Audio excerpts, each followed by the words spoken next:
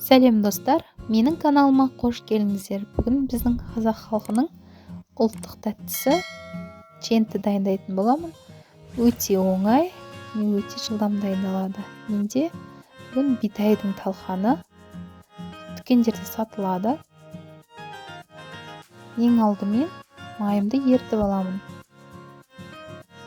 Осы талқанның бәрін дайындамайтын боламын.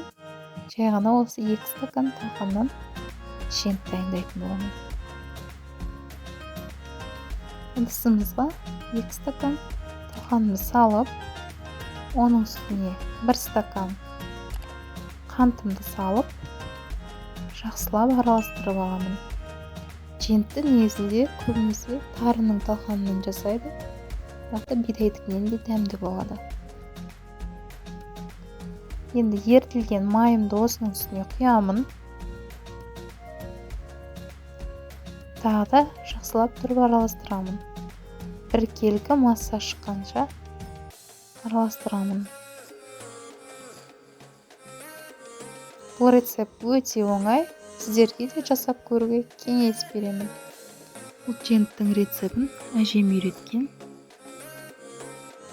Енді мен осындай пиалаға салып, формасын әзірлейтін боламын. Пиалаға салғаннан кейін қасықпен осылай қытырақ басыңыздар. Сонда әдемі форма шығады. Егер видео рецепт ұнап жатса, менің каналыма тіркеліп, комментарий жазып, лайк басып қойыңыздар. Бізде осындай өте әдемі форма шықты. Жай ғана пиаламен. Енді мен осы талқаныма мейіз қосамын. Мейізім менің жуылған. Алдын ала жуып кептіріп алыңыздар мейізді. Осындай форма пайдаланамын. Салып, қатырақ басамын. Саусағыңызбен осылай ұшын шетінен басқан кезде өте оңай алынады, және жегенге де өте әдемі болады. Кәмпит сияқты болады, тістеп жеуге де болады. Қолмен алып,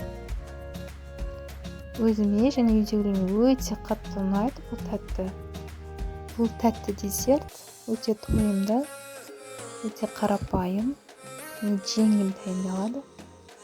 Барлық мейрамдарда, күнде шай ішкенге және балаларыңызға да дайындап беріңіздер. Өте ұнайтынына сенімдімін. Ас болсын.